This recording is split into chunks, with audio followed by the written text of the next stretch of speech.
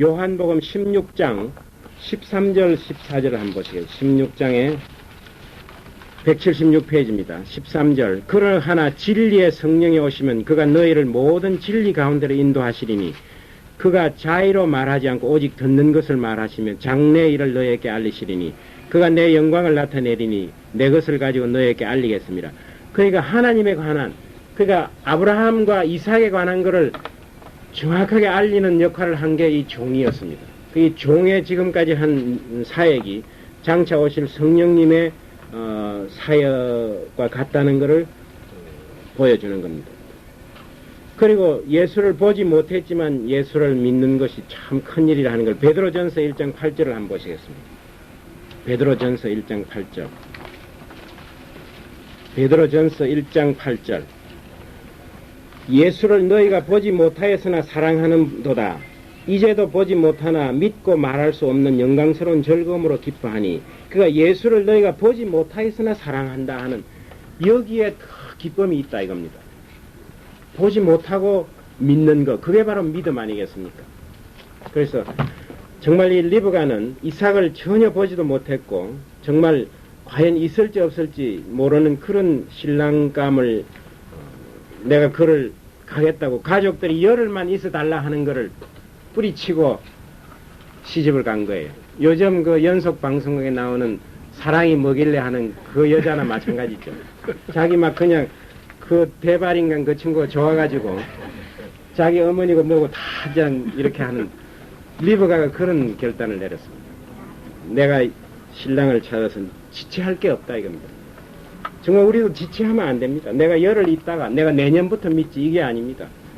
정말 좋은 신랑감을 발견하면은 적시로 시집을 가고 시집을 가서 결합하면은 다른 데 딴 눈 피면 안 되는 순결을 지킨다는 거. 그게 바로 교회와 예수님 그리고 우리와의 관계를 나타내 주는 겁니다.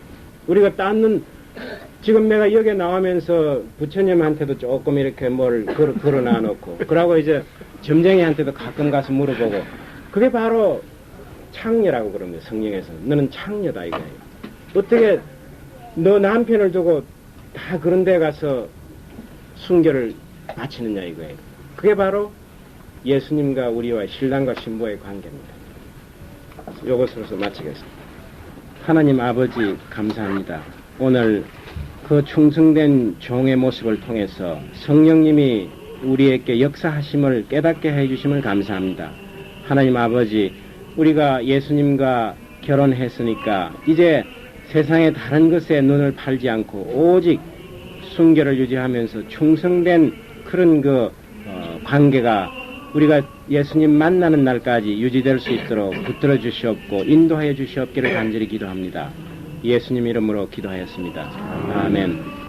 오늘도 저희들에게 생명을 주시고 또 이렇게 좋은 날씨를 주셔서 저희들이 하나님이 지으신 모든 세상을 바라보며 하나님께 감사하고 또 영광을 돌릴 수 있는 기회를 주심을 감사합니다. 오늘 저희들이 하나님이 우리에게 주신 말씀을 공부하고자 하오니 우리의 마음을 깨끗게 하여 주시옵고 겸손하게 하여서 정말 주님의 말씀이 우리 마음속에 거할 수 있도록 인도하여 주시옵소서. 예수님 이름으로 기도하였습니다. 아멘.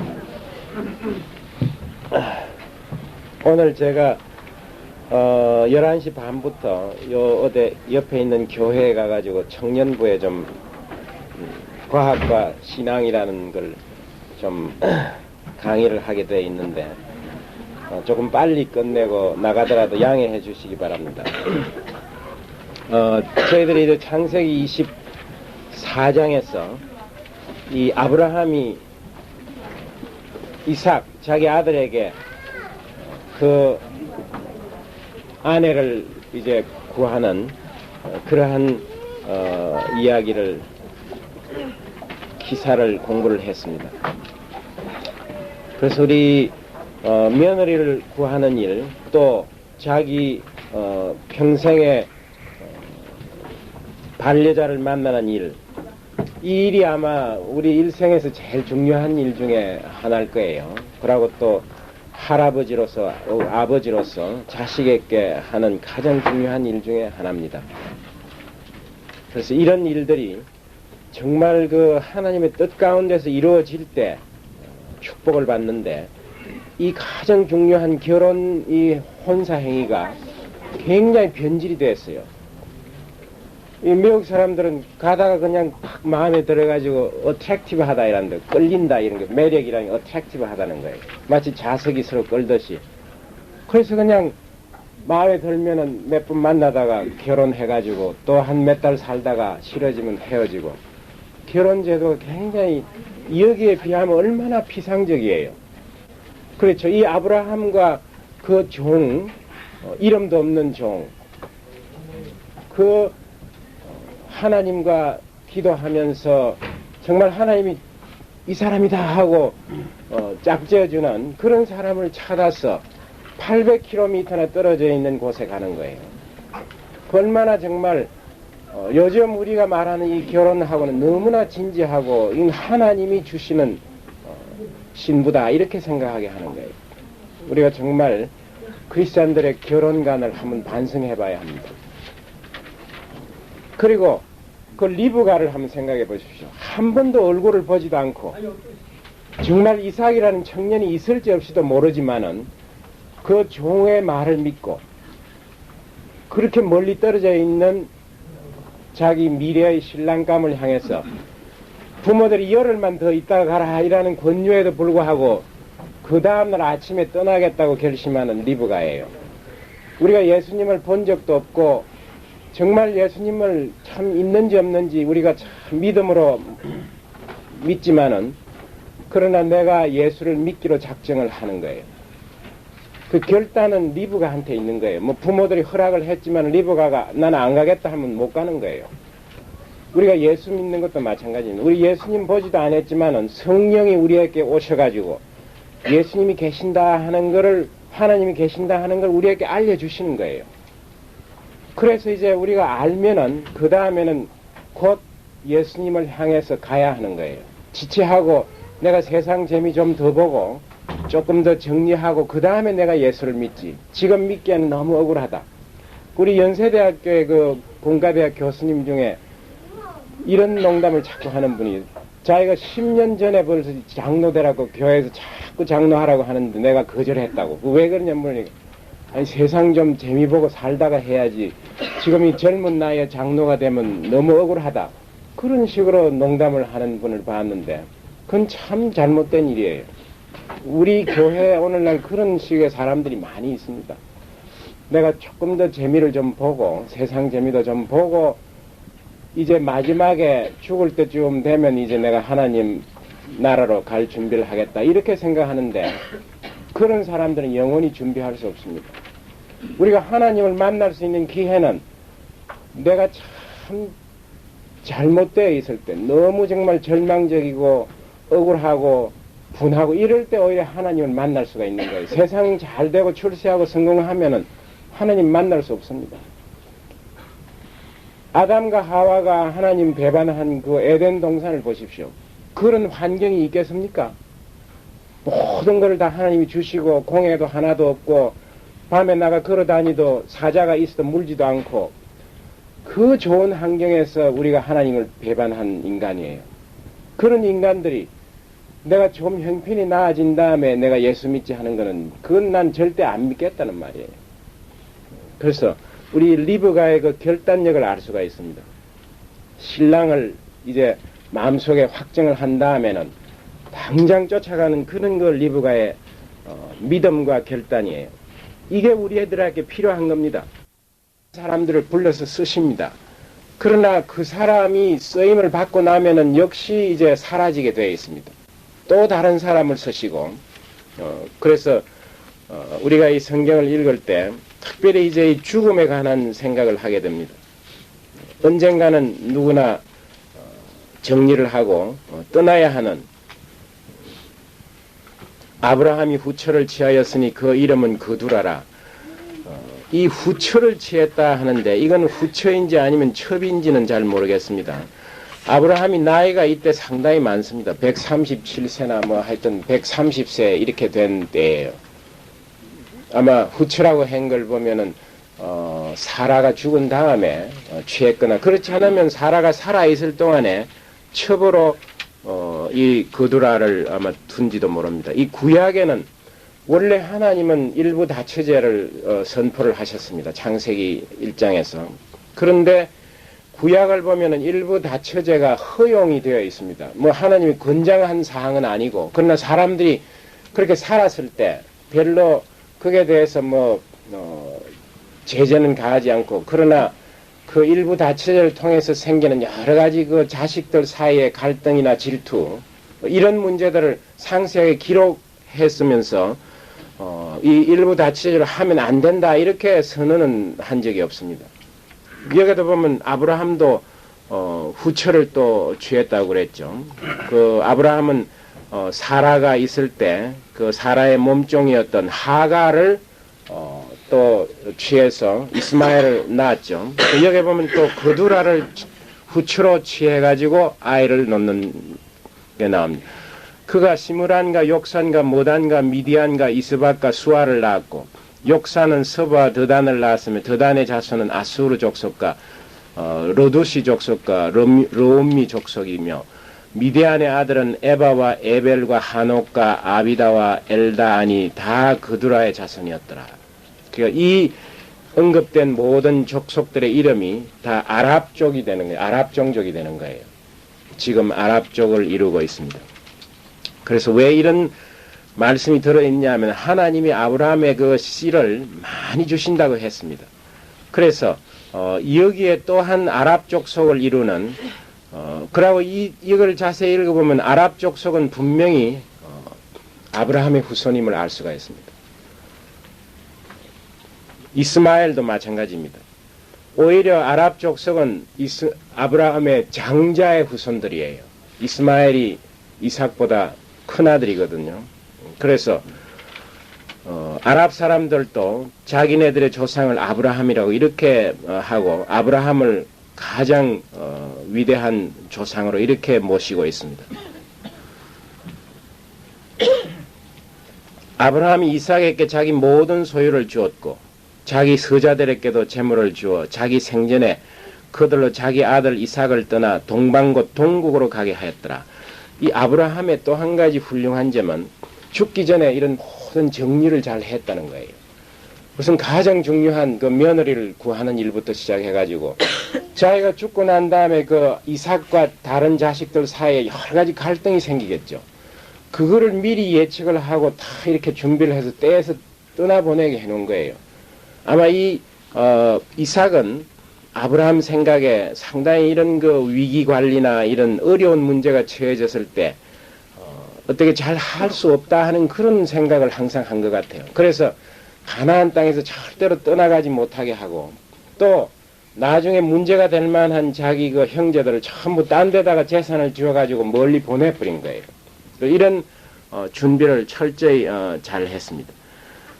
우리가 성경에 보면 이런 걸 잘못한 사람들이 꽤 많습니다. 그 대표적인 게 다윗이에요.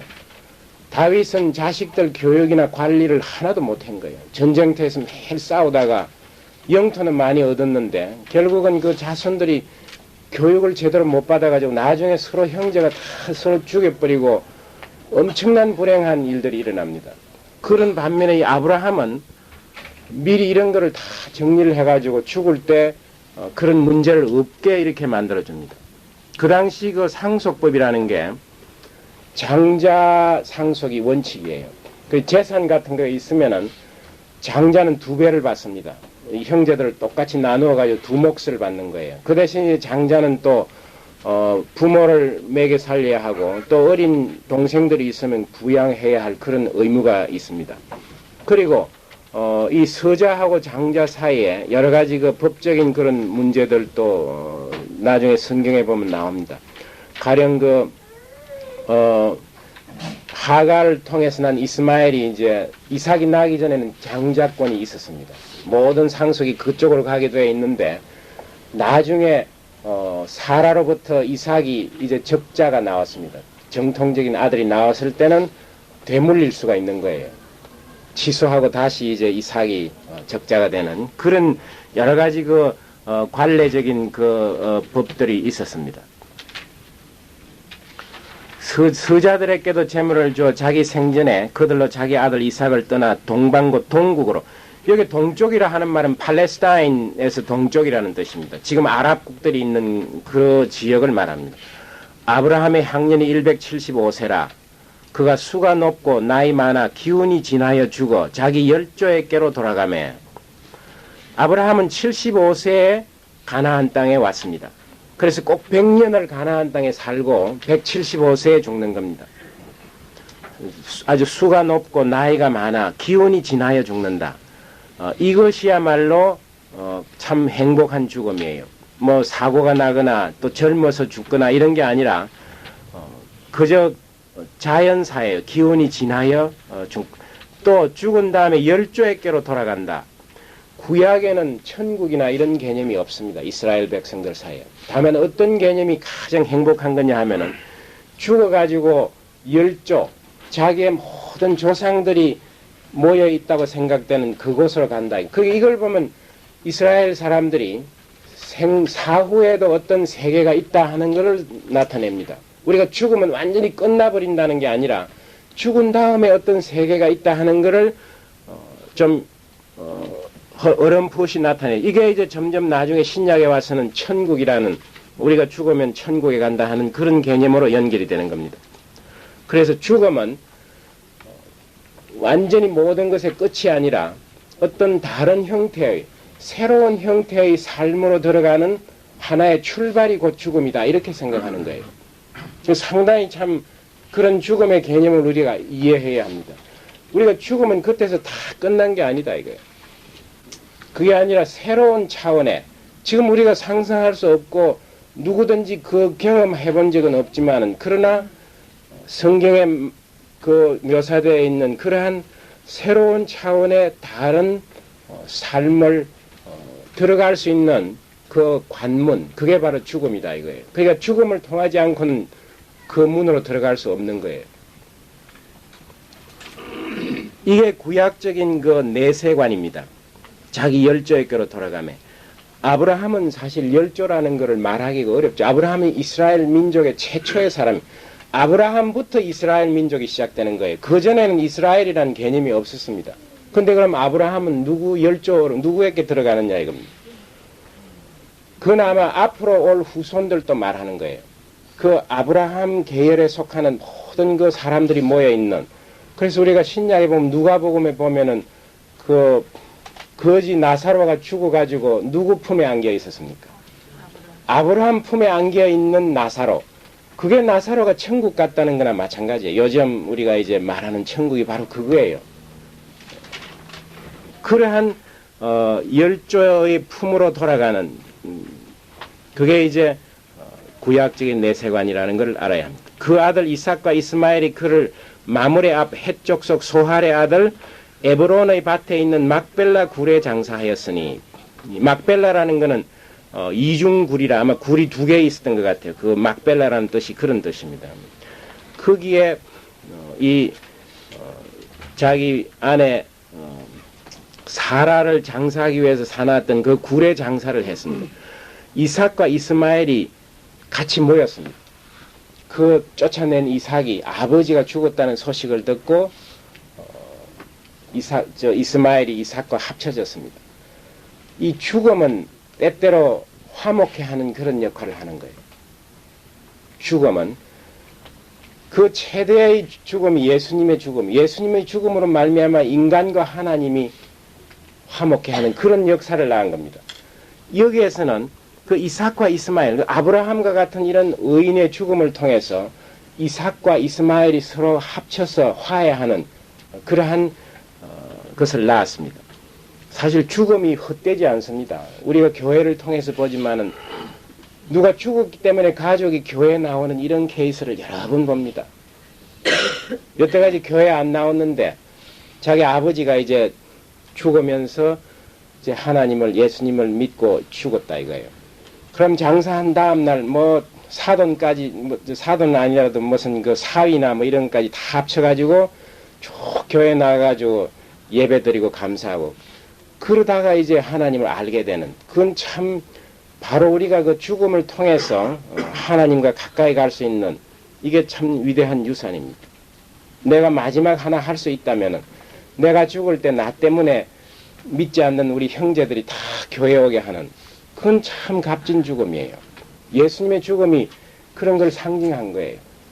예수님이 죽음으로 십자가의 죽음으로 모든 인간이 화해를 하고 하나님과 화해함으로써 인간과 인간이 화해한다는 그러한 것을 나타냅니다.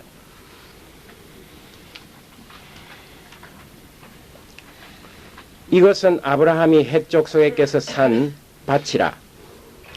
아브라함과 그 안에 사라가 거기 장사되니라.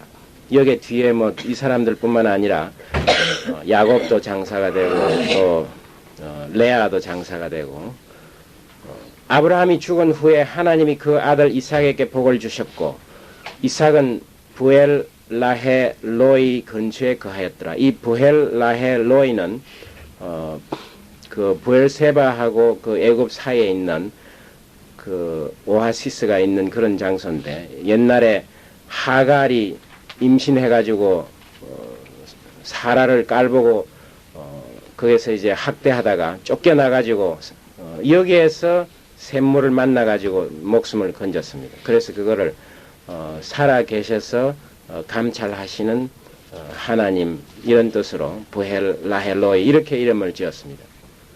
그 근처에서 이삭이 살았다 이겁니다. 사라의 여종 애굽인 하갈이 아브라함에게 낳은 아들 이스마엘의 후예는이라. 이스마엘에 관해서도 하나님이 약속을 했죠.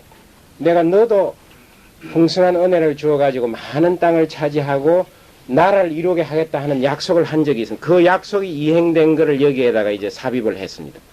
그 이스마엘도 여러 나라를 이루었습니다. 즉 이스마엘의 아들들의 이름은 그 이름과 세대대로 이와 같으니라. 장자는 느바요시오, 그 다음은 게달과 앗보엘과 밉삽과 미스마와 두마와 마사와 하닷과 데마와 여둘 나비스 게드마니 이들은 이스마엘의 아들이요. 이스마엘의 아들이 많습니다. 이스마엘은 부인이 3사람이나 되었죠. 그 촌과 부락대로 된 이름이며 대개 그때 이제 어떤 족장이 이름이나 권세가 커지면 동네 이름을 그대로 따라서 부르고 나중에 또 그 민족이 그 사람의 이름을 그대로 이제 따라서 부릅니다. 그래서 여기에 등장하는 이름들은 부족의 이름도 되고 어떤 경우는 도시의 이름도 될 수가 있고 이런 것들입니다. 하여튼 이스마엘을 통해서 난 자식들입니다. 이 사람들이 전부 아랍 민족의 주류를 이루고 있습니다. 이스마엘은 향년이 137세의 기운이 지나야 죽어 자기 열조에게로 돌아갔고 이스마엘도 분명히 아브라함 그 같은 계열로 돌아갔다 이겁니다. 그 자손들은 하윌라에서부터 아수르로 통하는 애굽 앞 술까지 이르러 그 모든 형제의 맞은편에 거하였더라. 이 하윌라는 아프리카의 지금 예멘 예멘이라고 그 나라가 있죠. 아프리카가 아니라 사우디 그 반도 있죠. 사막. 그게 있는 그 중부 아랍에 있는 그 지명입니다. 거기서 쭉 애굽으로 가는 술 광야에 이르는 그 모든 사우디 사막, 아라비아의 사막에 거했는데 형제의 맞은편에 거했더라.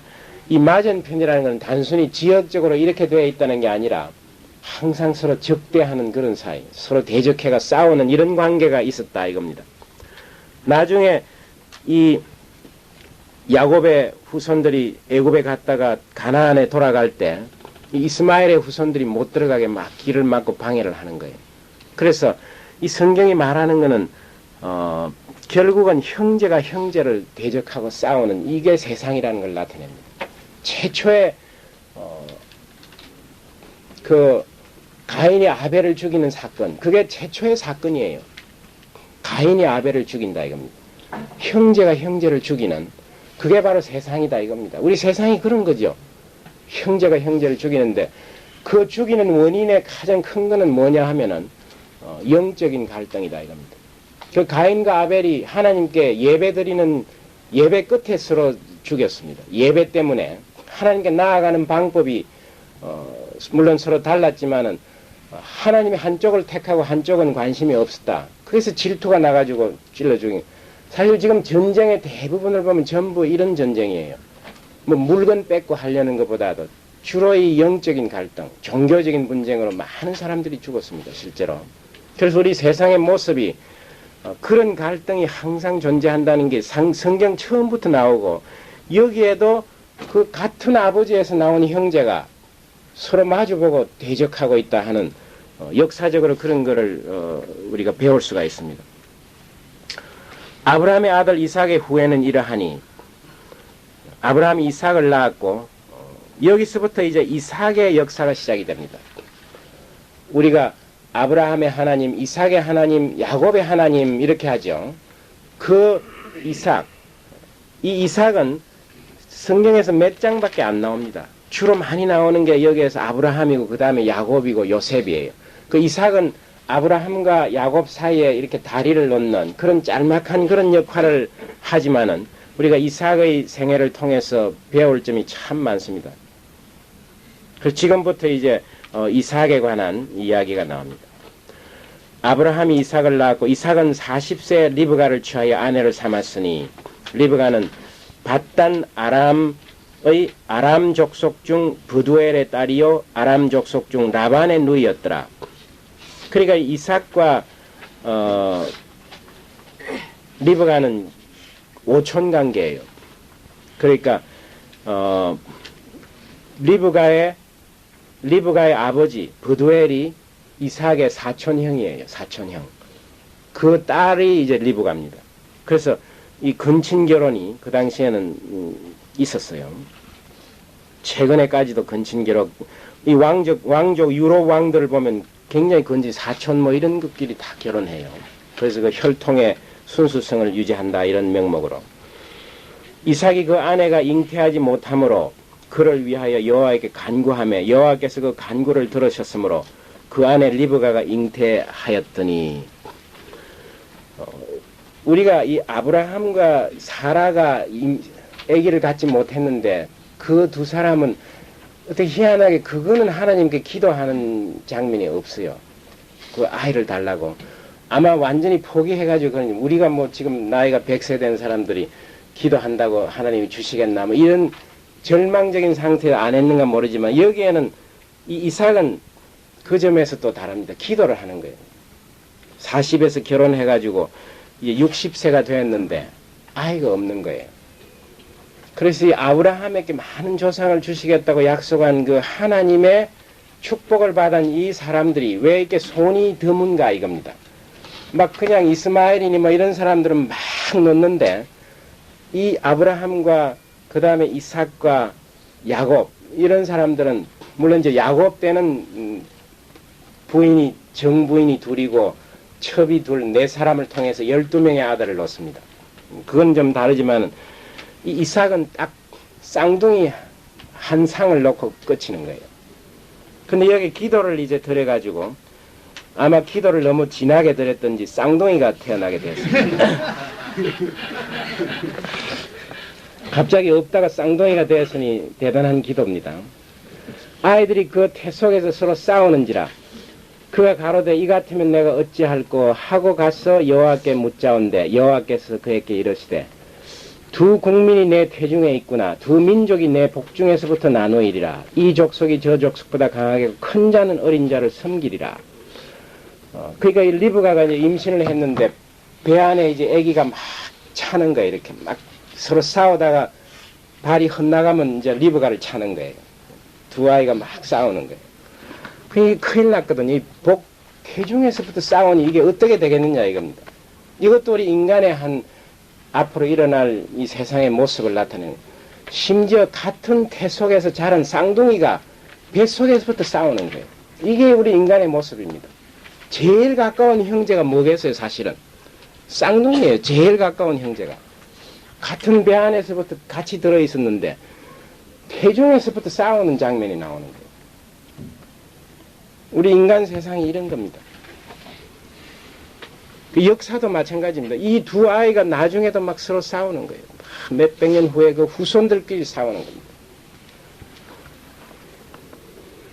그러니까 리브가가 내가 어찌할꼬 하는 이런 염려를 하나님께 합니다. 하나님 도대체 이 일이 어쩐 일입니까? 이렇게 기도를 하니까 하나님이 뭐라고 말했냐면 두 국민이 태중에 지금 그 아이는 단순한 그 형제간이 아니라 그 두 국민이 된다 이겁니다. 두 민족이 될 거라 이겁니다. 그런데 한 족속이 저 족속보다 강했고 결국 큰 자는 어린 자를 섬기리라. 그 형이 동생을 섬기게 된다 이겁니다. 이런 그 생각을 하나님이 리브가의 마음속에 심어준 거예요. 이 구약의 특별히 창세기 하나의 특징은 형은 별 볼 일 없다 하는 그런 생각을 자꾸 우리에게 줍니다. 가인이 살인했죠. 그 다음에 이스마엘은 적자가 아니라 쫓겨나가지고 들에서 막 방황하는 사람이 됐죠. 여기도 보면 형은 동생을 섬기는 자가 된다 이렇게 말을 했습니다. 대개 형 쪽의 사람들은 전부 아랍 족속이 된 거예요. 동생 혈통에서 난 사람이 이스라엘 백성이 되는 겁니다. 그래서 하나님의 선택과 우리 인간들의 선택이 다를 수 있다는 거예요. 인간적으로는 당연히 장자가 모든 것을 하고 또 인물 세상적인 판단을 보면 장자들이 더 훌륭한 거예요. 막 씩씩하고 사냥도 하고 말이지 막 들에 나가서 말 타고 굉장히 훌륭한데 그러나 하나님은 그걸 보시지 않고 내면적인 영적인 그 세계를 보시기 때문에 성경을 섣불리 읽는 사람들한테는 굉장히 하나님에 대해서 원망하고 참 하나님이 어떻게 이렇게 불공정하게 하느냐. 아마 아랍 사람들이 읽어보면 대단할 거예요. 자기들이 모든 점에서 당당한데 왜 이렇게 하나님이 차별은 그건 하나님 마음에 있는 거예요. 우리가 이걸 가지고 말이지 왜 그랬냐. 물론 자세히 성경을 보면 이유를 알아요. 그 사람 됨됨이가 완전히 틀립니다. 비록 이 야곱이 어렸을 때 에서와 비교해가지고 매력이 없는 그런 사람이었는데 나중에 끝을 보면 완전히 딴 사람이 되는 거예요. 완전히. 하나님은 처음부터 끝까지 다 아는 분이기 때문에 그 순간을 가지고 판단하는 게 아니라 결국은 그래서 하나님 아니겠습니까? 우리는 보는 것만 아는데 하나님은 우리가 보지 않는 여기서 저까지 다 세상의 처음 알파 오메가를 다 아시는 분이니까 우리가 요까지 읽고 항의할 수가 없는 거예요. 요까지 읽어보면은 그 하나님 이상하다. 하필이면 왜 자꾸 차자를 택하느냐. 그리고 장자들은 대개 좀 보면 금방지고 또 이게 좋지 못한 성격도 많아요. 이 어릴 때부터 양육할 때 자꾸 이게 장자라 이래가지고 뭐 조금 고기도 한 덩어리 더 주고 뭐 이러면 그게 습관이 되면 당연히 그렇게 해야 되는 줄 압니다. 어디 가더라도 자기는 그런 대접을 받아야 되는 줄 알아요.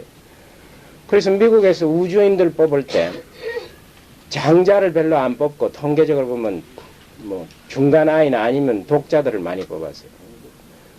그 미국 사람들은 교육 방법이 달라요. 독자들의 교육을 우리는 참 이렇게 키우는데 굉장히 독자나 뭐 이런 구별 하나도 없이 키우거든요. 아주 독립적으로 인디펜던트하게 이렇게. 그래서 그 우주인 비행사라는 거는 참 그 여러 가지 강한 성격을 가져야 됩니다. 판단력도 있어야 되고 아주 그 독립적인 저 공중에 혼자 앉아가지고 지구를 돌고 있을 때 그 마음이 어떻게 그 굉장히 독립성이 강한 사람들이에요. 그래서 우리 한 가정에 아이들이 많을 때 참 그 교육상 나는 어렵다고 생각해요. 왜냐하면 자식이 딱 있으면 그 중에 아무래도 마음속에 조금 마음에 드는 자식이 있기 마련이. 우리 인간은 불완전하니까. 그럼 그게 이제 여러모로 나타나게 되는 거예요. 그러다면 형제끼리 굉장히 미워하는 거예요. 그게 바로 야곱의 12아들들 사이에 일어나는 일이에요. 그 요셉을 야곱이 너무 귀여워하니까 형제들이 단결해가지고 멀리 갔을 때 요셉을 그냥 구덩이에 집어넣어가지고 죽였다고 생각했는데 죽이는 것보다는 팔아먹는 게 낫겠으니까 끄집어내가지고 애굽에다가 노예로 팔아버렸지 않습니까? 그래서 난 딸 하나밖에 없으니까 그런 갈등은 없긴 하지만 두 사람 아들 딸이 있으면 또 종류가 다르니까 뭐 괜찮다 하지만 아들 셋 있는 사람은 어떻게 하는지 모르겠어요. 되게 통계로 보면 중간 아들이 참 문제가 생깁니다. 막내는 막내라고 또 어텐션을 받고 장남은 날 때부터 장남이라고 하고 막 하는데 중간에 끼어있는 이놈은 항상 불이익을 보는 거예요. 그래서 되게 문제점이 생기는 우리 교회에도 내가 아들 셋 있는 분 몇 아는데 중간 아들 때문에 큰일이다 이렇게 고민을 하더라고요. 해산 기한이 찬적 태에 쌍둥이가 있었는데 먼저 나온 자는 붉고 전신이 가옷 같아서 이름을 에스라 하였고 그 먼저 태어난 아이는 몸이 아주 붉은 이런 혈색이 아주 붉은색이고 가옷이라는 것은 털이 많이 나 있는 가죽 옷을 가옷이라고 합니다. 완전히 막 짐승처럼 이렇게 생겼던 것 같아요. 몸에 막 털이 꽉 나가지고 그런 아이가 튀어나온 거예요. 먼저 나온 자는 붉고 그래서 이름을 에스라 해. 이 에스라는 것은 에돔 나중에 이 민족이 에돔 족속이 되는데 붉다는 뜻에서 나왔습니다. 그 특징이 아주 붉고 몸에 털이 많은 후에 나온 아이는 손으로 에서의 발꿈치를 잡았으므로 그 이름을 야곱이라 하였으며 리브가가 그들을 낳을 때 이삭이 60세였더라. 그러니까 결혼한 지 20년 만에 낳았는데 이 야곱이란 둘째 아들은 형의 발꿈치를 막 잡고 뛰어나오는 거예요. 보통 쌍둥이가 나올 때 시간이 좀 걸리는 거예요. 근데 이놈은 막 억울해가지고 내가 7세란 막 발목을 잡고 뛰어나오는 겁니다. 이 형제 간에 이런 경쟁심이 무의식 중에 생기는 거예요. 그래가지고 평생 이제 그 마음이 없어지지 않는 겁니다. 그래서 야곱은 형의 발꿈치를 붙들고 쫓아나온 그런 사람이다 이겁니다. 그 아들이 장성함에 에서는 익숙한 사냥꾼인 거로 들 사람이 되고 야곱은 종용한 사람인 거로 장마이가 이 에서는 몸 그대로 사냥꾼이 되었습니다. 그래서 막 들로 뛰어다닙니다. 야곱은 종용한 사람. 이 종용이란 말은 한문 글자를 요즘 잘 안 쓰는데 영어에는 quiet man이 되어 있습니다. 조용한 하고 비슷하다고 생각하면 됩니다.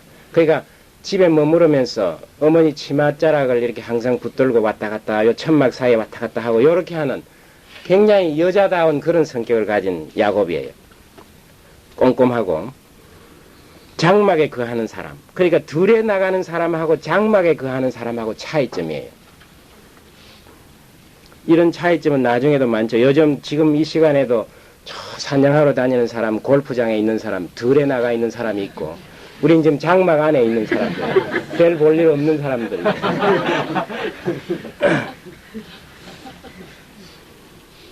이삭은 에서의 산양한 고기를 좋아하므로 그를 사랑하고 리브가는 야곱을 사랑해. 이 이삭의 약점이 이제 드러나기 시작합니다. 나이가 많아질 때 이런 약점들이 많이 드러납니다. 어린아이처럼 되고 자기 모든 그 젊었을 때의 그런 기력이 쇠하면은 이제 그 여러 가지 폐단이 드러나기 시작합니다. 이 이삭이 바로 그런 점이 참 안타깝습니다. 고기. 이 이삭은 에서가 사냥해주는 그 고기 때문에 에서를 사랑한다고 이렇게 말을 했습니다. 그러니까 나가가지고 막 고기를 잡아 매일 맛있는 걸 해주니 참 그 아들 하나 잘 두었다 이런 생각을 하고 이 야곱은 거들떠보지도 않고 에서를 굉장히 편애를 합니다. 한편 리브가는 야곱을 사랑하였더라 이겁니다. 이 두 사람의 성격을 우리가 성경에 등장하는 인물들의 성격을 정신분석학적으로 한번 비교해 볼 수도 있는 거예요. 이 이삭이라는 사람 자체는 참 마음이 온유한 사람이에요. 굉장히 온유한 사람입니다. 뭐 들에 나가서 막 싸우고 이런 거 안 하는 사람이에요. 그러니 자기는 그런 걸 못 하는데 그 아들을 하나 낳았는데 그놈이 그걸 대신해서 해주니 내 피 속에도 저런 아들이 있었구나. 굉장히 자랑스럽게 생각하는 거예요. 근데 한편 리브가는 성격이 이 이삭하고는 반대예요. 리브가는 그 800km나 되는 거리를 남편 찾아가 그냥 오겠다고 결단하고 대단한 아주 남자다운 그런 여자입니다. 그러니까 자기는 그 너무 남자다운 그 에서보다는 아주 여자다운 그런 그 야곱을 참 사랑하게 되는 거예요. 그래서 우리가 이런 걸 웨디푸스 컴플렉스라고 하는데 되게 사람 심리에 그런 게 있어요. 내가 꼭 하고 싶은데 자기가 못한 게 있으면 그 자식을 통해서 이루기를 굉장히 원하고 그래서 그 반대적인 성격을 서로 사랑하게 되는. 그래서 대개 보면 아들이 어머니를 좋아하고 딸이 아버지를 좋아하는 그게 이제 대표적인 그런 크로싱하는 그런 관계인데 여기에서도 보면 어느 정도 그런 성격들이 드러나가지고 이게 이 가정에 이제 비극이 시작되는 겁니다. 완전히 부모가 그 두 아들을 싸에 두고 편이 갈라져가 있습니다. 야곱이 죽을 쑤었더니 에서가 들에서부터 돌아와서 심히 곤비하여 야곱에게 이르되 내가 곤비하니 그 붉은 것을 나로 먹게 하라. 그러므로 에서의 별명은 에돔이더라. 그러니까 이 에스가 에돔이 된 거는 붉은, 붉다는 뜻이에요. 몸도 붉을 뿐 아니라 이 붉은 것 때문에 참 망한 사람이에요. 그 죽이라는 게 이게 팥죽이에요. 팥죽 비슷한 건데 지금도 아랍에 그런 죽이 있다면 뭐 마늘도 넣고 여러 가지 넣어가 끓였는데 자기가 막 산양을 하고 돌아오는데 딱 길목에 이 야곱이 아주 김이 무락마락만한 죽을 쓰면서 옆에 떡도 이렇게 만들어 놓으니까 당장 그거 좀 달라고 하는 거예요. 급하게. 근데 이 야곱은 지금 이 에서한테 트랩을 만들어 놓은 거예요. 덫을 만들어 놓고 이 에서를 언제 잡느냐 지금 기다리고 있는데 마침 기회를 보다가 오늘이다 이렇게 한 거예요. 야곱이 가로되 형의 장자의 명분을 오늘날 내게 팔라. 그 장자의 명분을 파는 조건으로 내가 죽을 주겠다. 이렇게 딱 지금 계획을 하고 길목에서 지키고 있는 겁니다. 에서가 가로되 내가 죽게 되었으니 이 장자의 명분이 내게 무엇이 유익하리요? 사실 밥 조금 늦게 먹는다고 죽는다는 건 거짓말이죠. 야곱이 떡과 팥죽을 에서에게 주매 에서가 먹으며 마시고 일어나서 갔으니 에서가 장자의 명분을 경홀히 여기었더라. 히브리서 12장 16절에 보면은 장자의 명분을 경홀히 여겼다 하는 말이 있고